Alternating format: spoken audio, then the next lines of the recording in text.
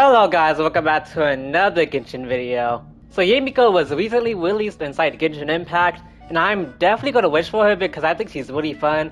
But in this video, I'm not gonna be wishing, I'm actually just gonna be giving a kit overview of Yae Miko's skills, talents, passives, and constellations, and how you wanna play it.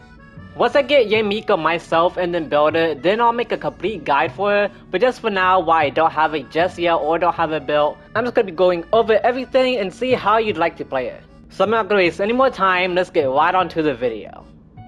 So first we have a normal attack. Basically she just has a basic 3-hit combo like most Catalyst uses, but a charge attack deals like a lightning line on the ground. The animation for this charge attack is kinda long, but it can be animation cancelled, so that's pretty good. Now her elemental skill is a huge part of this kit, so basically after you use it, you'll dash in the direction you are facing and you'll actually face a little fox totem. That totem will actually deal electro damage to surrounding opponents. The skill has 3 charges, so you can actually rapidly place 3 of them.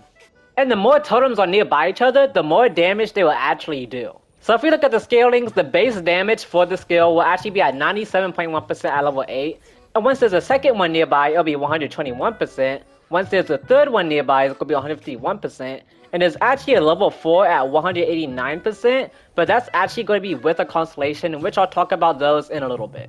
Each totem lasts 14 seconds and its cooldown is 4 seconds, but once again there's 3 charges, so you can press it 3 times rapidly.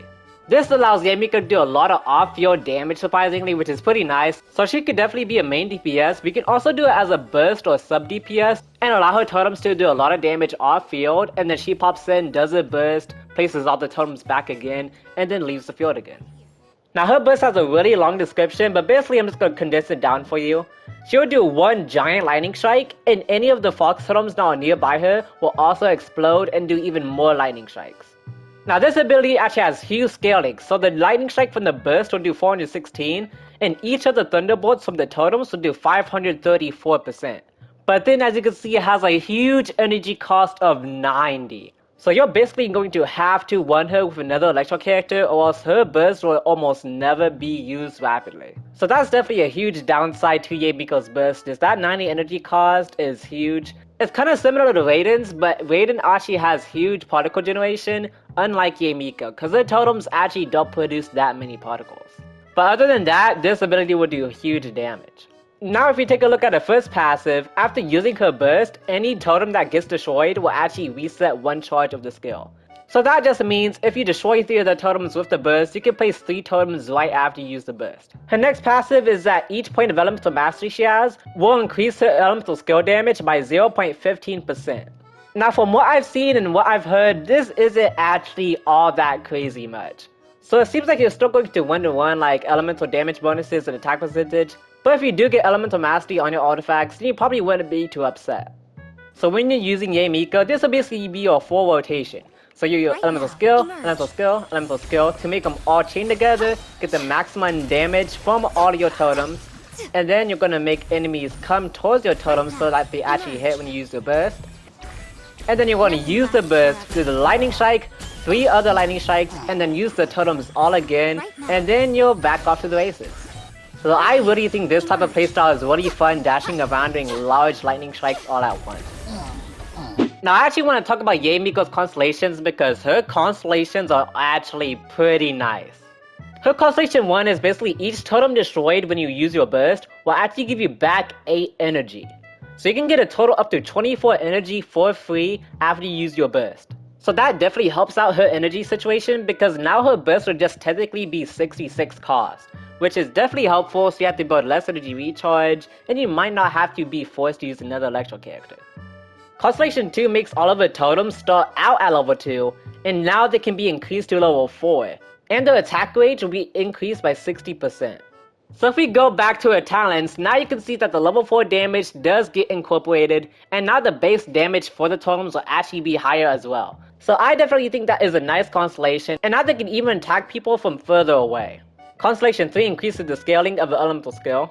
Now Constellation 4 is when her elemental skill lightning hits opponents, all party members' electro damage bonus will be increased by 20% for 5 seconds. It doesn't say it can stack, so I'm gonna assume that it doesn't, but it also doesn't say it doesn't stack, so I'm not really sure. But let's just assume that it can't stack and you get a flat 20% electro damage bonus for 5 seconds anytime elemental skill hits. Now that's really nice because now you can pair up with Raiden, Beto's, Lisa's, and you'll see a whole bunch of electro damage being poured out, and even her own damage will now be increased as well.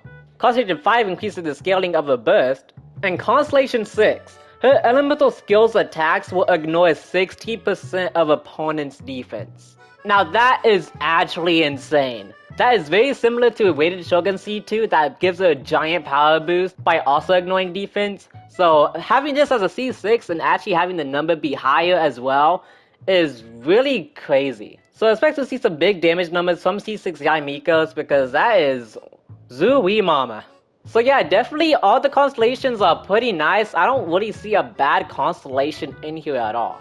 Cause C1 really helps with your energy, C2 increases the damage scaling of your skill, C4 gives you electro damage bonuses by 20%, and then C6 ignores defense like Weighted Shogun C2, and it's very valuable. So yeah, that is basically all of the talents and constellations, so now I'm just going to do a full rotation and showcase for the trial. But before I do that, I definitely want to show off what they gave Yae Miko in the trial. So they made her have 71% crit rate and 152% crit damage, not a bad ratio, an energy recharge of 135, and then an electro damage bonus of 61.6%. They also gave her elemental mastery of 105%, so if you go back to a passive and do 105 times 0.15%, that's 60% more damage for an elemental skill. And then they gave her an attack of 1916. They gave her 2-piece Shiminawa, 2-piece Summoning Fury, C0, and all talents level 8.